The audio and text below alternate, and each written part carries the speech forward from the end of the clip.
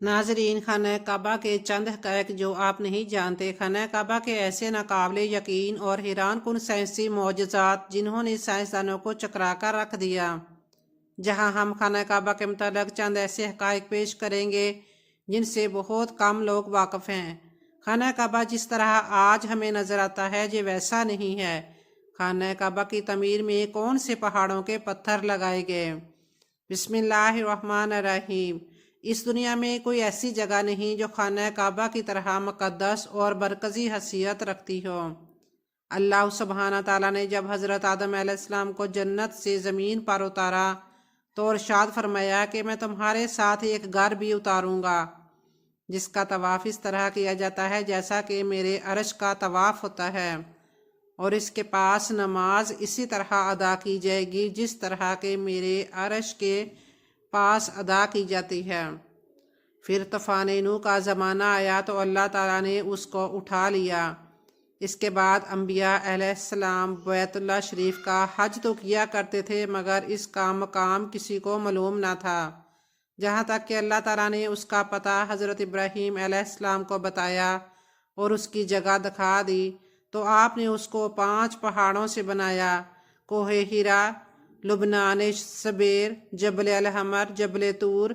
जबल अल हमर को जबल बैतुल मुक़द्दस भी कहते हैं। अज़रकी और इब्न मंज़र ने हज़रत वहब बिन मुंबा रज़ी अल्लाह तआला अन्हा से रवायत की है कि आप सल्लल्लाहु अलैहि वसल्लम ने फरमाया, अल्लाह सुब्हाना ताला ने जब हज़रत आदम अलैहिस्सलाम की तौबा कबूल फरमाई तो उनको मक्का मुकरमा जाने का इरशाद हुआ। जब वो चलने लगे तो ज़मीन और बड़े बड़े मैदान लपेट कर मुख्तसर कर दिए गए, जहाँ तक कि एक एक मैदान जहाँ से वो गुज़रते थे एक कदम के बराबर हो गया, और ज़मीन में जहाँ कहीं समुंदर या तालाब थे उनके दहाने एक एक बस्ती हो जाती और इसमें अजीब बरकत नज़र आती। शुदा शुदा आप मक्का मुकरमा पहुँच गए। मक्का शरीफ आने से बेशतर हज़रत आदम अलैहिस्सलाम की आहज़ारी और आपका रंजो गम जन्नत से चले आने की वजह से बहुत था, जहाँ तक कि फरिश्ते भी आपके गिरिया की वजह से गिरिया करते वार आपके रंज में शरीक होते थे। इसलिए अल्लाह ताला ने आपका गम गलत करने के लिए जन्नत का एक खैमा अनायत फरमाया जो मक्का मुकरमा में काबा शरीफ के मकाम पर नस्ब किया गया था। ये वक़्त वो था कि अभी काबातुल्लाह को काबा का लक़ब नहीं दिया गया था। उसी दिन काबातुल्लाह के साथ रुकन भी नाज़िल हुआ था। उस दिन वो सफ़ेद याकूत और जन्नत का टुकड़ा था। जब हज़रत आदम अलैहिस्सलाम मक्का शरीफ आए तो अल्लाह ताला ने उनकी हिफाजत अपने ज़िम्मा ले ली और इस खैमा की हिफाजत फ़रिश्तों के ज़रिए कराई। ये खैमा आपके आखिर वक्त तक वहीं लगा रहा।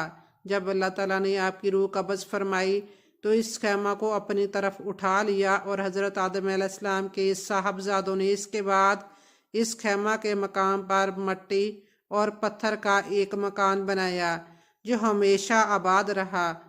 हज़रत आदम अलैहिस्सलाम के साहबजादे और उनके बाद वाली नस्लें जके बाद दिगरे उसकी आबादी का इंतज़ाम करती रहीं। जब हज़रत नूह अलैहिस्सलाम का ज़माना आया तो वो इमारत गर्क हो गई और उसका निशान छुप गया। हज़रत हूद अलैहिस्सलाम और हज़रत सालेह अलैहिस्सलाम के सिवा तमाम अंबिया कराम ने बैतुल्लाह शरीफ की ज़ियारत की है। इब्न इसहाक़ और बहीकी ने हज़रत अरवा से रवायत किया है कि आप सल्लल्लाहु अलैहि वसल्लम ने फरमाया, जिस कदर अंबिया अलैहिस्सलाम मबूस हुए सब ही ने बैतुल्लाह शरीफ का हज अदा फरमाया, मगर हज़रत हूद अलैहिस्सलाम और हज़रत सालेह अलैहिस्सलाम को इसका मौका ना मिला। हज़रत नूह अलैहिस्सलाम ने भी हज अदा फरमाया, लेकिन जब आपके ज़माना में ज़मीन पर तूफ़ान आया और सारी ज़मीन गर्काब हुई तो बैतुल्लाह शरीफ को भी उससे हिस्सा मिला। बैतुल्लाह शरीफ एक सुर्ख रंग का टीला रह गया था। फिर अल्लाह ताला ने हज़रत हूद अलैहिस्सलाम को मबूस फरमाया तो आप हुक्म इलाही के मुताबिक फ़राइज़ तबलीग की अदायगी में मशगूल रहे और आपकी मशगूलियत इस दर्जा रही कि आपको आखिरी दम तक हज करने की नौबत न आई। फिर हज़रत इब्राहीम अलैहिस्सलाम को बैतुल्लाह शरीफ बबाने का मौका मिला तो उन्होंने हज अदा फरमाया। आपके बाद जिस कदर अंबिया कराम तशरीफ़ लाए सब ने हज अदा फरमाया। حضرت ابراہیم علیہ السلام کا بیت اللہ کو تعمیر کرنا ایسا ہے۔ طبقات ابن سعد میں حضرت ابو جہم بن حذیفہ رضی اللہ تعالیٰ عنہ سے روایت ہے کہ جناب نبی کریم صلی اللہ علیہ وآلہ وسلم نے فرمایا، اللہ عز و جل نے حضرت ابراہیم علیہ السلام کو بذریعہ بہی حکم دیا کہ بلد الحرام مکہ شریف کی طرف چلیں، چنانچہ آپ با تعمیر حکم الہی براق پر سوار ہو گئے اور اپنے پیارے نور نظر حضرت اسماعیل علیہ السلام کو، جن کی عمر شریف ہنوز 2 سال کی تھی، اپنے سامنے اور بی بی ہاجرہ کو اپنے پیچھے لے لیا۔ حضرت جبرائیل علیہ السلام بیت اللہ شریف کا مقام بتلانے کی غرض سے آپ کے ساتھ تھے۔ جب مکہ مکرمہ تشریف لائے تو حضرت اسماعیل علیہ السلام اور آپ کی والدہ مائدہ کو بیت اللہ کے ایک جانب میں اتارا اور حضرت ابراہیم علیہ السلام شام کو واپس ہوئے۔ پھر اللہ تعالیٰ نے حضرت ابراہیم علیہ السلام کو، جبکہ آپ کی عمر شریف کامل 100 سال تھی، بذریعہ وحی بیت اللہ شریف کے بنانے کا حکم فرمایا۔ اس وقت حضرت اسماعیل علیہ السلام کی عمر مبارک 30 سال کی تھی، چنانچہ اپنے صاحبزادے کو ساتھ لے کر حضرت ابراہیم علیہ السلام نے کعبہ کی بنیاد ڈالی۔ پھر حضرت ابراہیم علیہ السلام کی وفات ہو گئی اور حضرت اسماعیل علیہ السلام نے بھی آپ یعنی ابراہیم کی بعد وفات پائی تو حجر اسود اور کعبہ شریف کے درمیان اپنی والدہ مائدہ حضرت ہاجرہ رضی اللہ تعالیٰ عنہ کے ساتھ دفن ہوئے، اور آپ کے صاحبزادے حضرت ثابت بن اسماعیل اپنے والد محترم کے بعد اپنے ماموں کے ساتھ مل کر، جو بنی جرہم سے تھے، کعبہ شریف کے متولی قرار پائے۔ ابن ابی شیبہ، ابن جریر، ابن حاتم اور بہقی کی روایت کے مطابق حضرت علی کرم اللہ وجہ رضی اللہ تعالیٰ عنہ فرماتے ہیں کہ جب ابراہیم علیہ السلام کو کعبہ اللہ شریف بنانے کا حکم ہوا تو آپ کو معلوم نہ ہو سکا کہ اس کو کس طرح بنائیں۔ اس نوبت پر اللہ پاک نے سکینہ جانی ایک ہوا بھیجی جس کے 2 کنارے تھے۔ اس نے بیت اللہ شریف کے مقام پر توق کی طرح ایک حلقہ باندھ دیا۔ ادھر آپ کو حکم ہو چکا تھا کہ سکینہ جہاں ٹھہرے بس وہیں تعمیر ہونی چاہیے۔ چنانچہ حضرت ابراہیم علیہ السلام نے اس مقام پر بیت اللہ شریف کو تعمیر فرمایا۔ سعید بن منصور اور عبداللہ بن حمید، ابن ابی حاتم وغیرہ نے سعید بن مسیب سے روایت کیا ہے کہ حضرت علی رضی اللہ تعالیٰ عنہ نے فرمایا کہ حضرت ابراہیم علیہ السلام نے ہوا کے ڈالے ہوئے نشان کے نیچے کھودنا شروع کیا، پس بیت اللہ شریف کے ستون برآمد ہو گئے جس کو 30 آدمی بھی ہلا نہیں سکتے تھے۔ انہی کو حضرت ابراہیم علیہ السلام نے بلند کیا۔ اس روایت سے معلوم ہوتا ہے کہ بیت اللہ شریف اگرچہ حضرت ابراہیم و حضرت اسماعیل کا تعمیر فرمودہ ہے، لیکن اس کا سنگ بنیاد ان حضرات کا رکھا ہوا نہیں ہے، بلکہ اس کی بنیاد قدیم ہے۔ آپ نے صرف اس کی تجدید فرمائی۔ جب حضرت ابراہیم علیہ السلام تعمیر کعبہ فرما رہے تھے تو یہ دعائیں آپ کی زبان پر تھیں: اے رب، ہماری اس خدمت توحید کو قبول فرمائیے، تو جاننے والا ہے، سننے والا ہے۔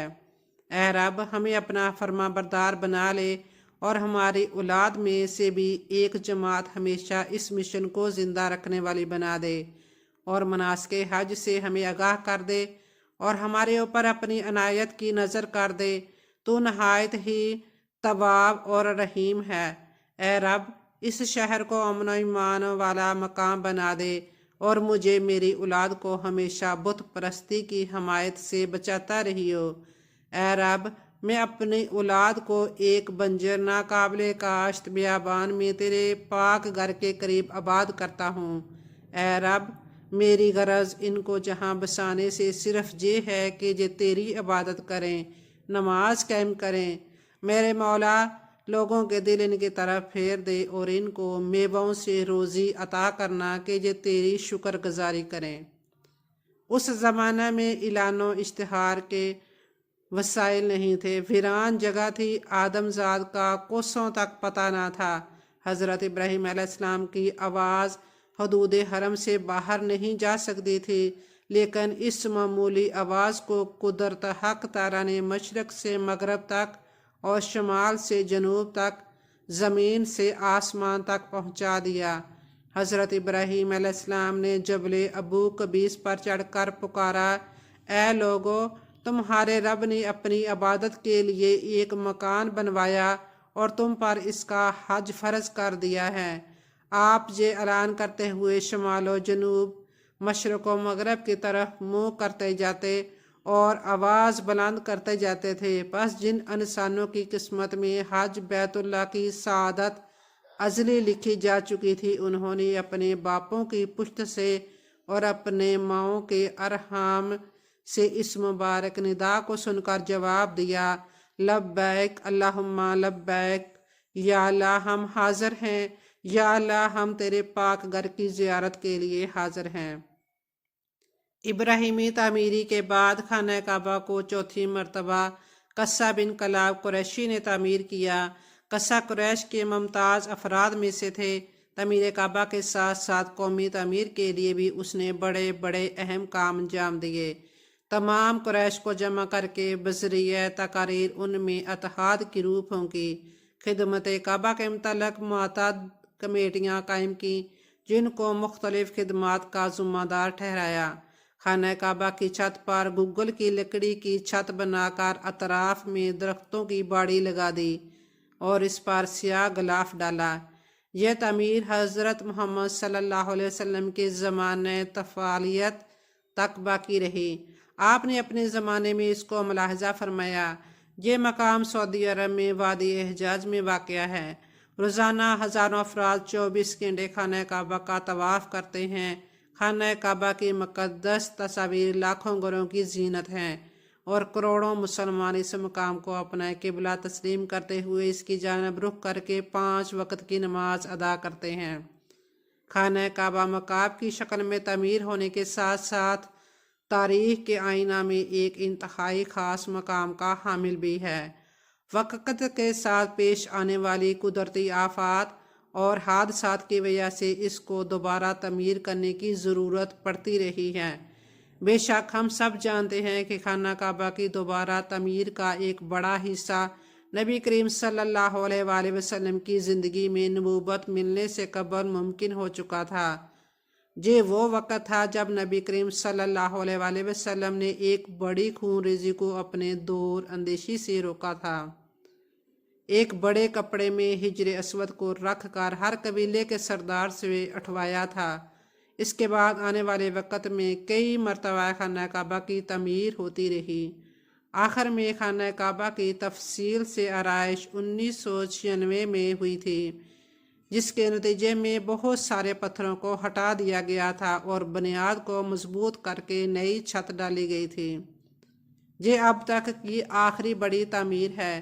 اب خانہ کعبہ کی عمارت کو پہلے سے کہیں زیادہ مضبوط تصور کیا جاتا ہے۔ اس کے 2 دروازے اور ایک کھڑکی ہوا کرتی تھی۔ دوبارہ تعمیر کیے جانے سے قبل خانہ کعبہ کا ایک دروازہ اندر داخل ہونے کے لیے اور ایک باہر جانے کے لیے استعمال ہوتا تھا۔ ایک زمانہ تک خانہ کعبہ میں ایک کھڑکی بھی ہوا کرتی تھی۔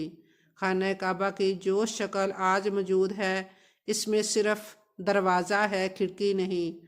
ہم لوگوں کو خانہ کعبہ کو ہمیشہ کالے رنگ کی قصوہ اور سونے کے داغوں میں دیکھنے کی ایسی عادت ہو چکی ہے کہ ہم اس کو کسی اور رنگ میں دیکھنے کا تصور بھی نہیں کر سکتے۔ یہ روایت زمانوں سے چلی آ رہی ہے، لیکن اس سے قبل خانہ کعبہ مختلف رنگ کے غلاف سے ڈھکا رہتا تھا۔ ان رنگوں میں ہرا، لال اور سفید رنگ شامل ہے۔ فتح مکہ کے وقت نبی کریم صلی اللہ علیہ وآلہ وسلم کو خانہ کعبہ کی چابیاں دی گئی تھی، لیکن بجائے اس کے کہ آپ صلی اللہ علیہ وسلم یہ چابیاں اپنے پاس رکھتے، آپ صلی اللہ علیہ وآلہ وسلم نے یہ چابیاں بنی شائبہ خاندان کے عثمان بن طلحہ کو واپس کر دیں۔ اس وقت سے آج تک وہ ان چابیوں کے روایتی رکھوالے ہیں۔ نبی کریم صلی اللہ علیہ وآلہ وسلم کے نادر الفاظ کی روشنی میں یہ چابیاں ہمیشہ ان کے پاس ہی محفوظ رہیں گی۔ اے بنی طلحہ، یہ چابیاں روز قیامت تک تیری تحویل میں رہیں گی، سوائے اس کے کہ روزے زور زبردستی تجھ سے غیر اخلاقی طریقے سے چھین لی جائیں۔ پہلے خانہ کعبہ ہفتہ میں 2 مرتبہ عوام کے لیے کھلا ہوتا تھا اور کوئی بھی خانہ کعبہ کے اندر داخل ہو کر عبادت کر سکتا تھا، لیکن موجودہ زمانے میں زائرین کی تعداد زیادہ ہونے اور دوسری وجوہات کی بنا پر خانہ کعبہ کو اب سال میں صرف 2 مرتبہ کھولا جاتا ہے اور اس میں صرف خاص مہمان ہی داخل ہو سکتے ہیں۔ جہاں ہم آپ کو ایک اور حیرت انگیز معلومات دیتے چلیں کہ خانہ کعبہ سے جو روشنی نکلتی ہے وہ آسمانوں اور خلاؤں کا سینہ چیر کر بنا کسی رکاوٹ کے سیدھا 7ویں آسمان تک جا پہنچتی ہے، جہاں بیت المعمور واقع ہے۔ قرآن کریم کے مطابق بیت المعمور فرشتوں کا خانہ کعبہ ہے اور ہر روز 70,000 فرشتے اس کعبے کا طواف کرتے ہیں۔ زمین پر بنایا گیا خانہ کعبہ اسی کعبے کی طرز پر بنایا گیا ہے جس کا حکم خدا نے دیا تھا۔ جدید سائنس کے تحت کی جانے والی تمام پیمائشوں اور پیمانوں کے مطابق خانہ کعبہ بلا شک و شبہ زمین کا مرکز ہے۔ یہ وہ مکان ہے جو زمین کے بالکل بیچ میں واقع ہے۔ زمین کے درمیان کا مقام ہونے کی وجہ سے قدرتی طور پر زمین کی تمام کشش ثقل کا مرکز بھی یہی مقام ہے، اور یہی وہ خاصیت ہے جو اسے دوسرے مقامات سے منفرد بناتی ہے۔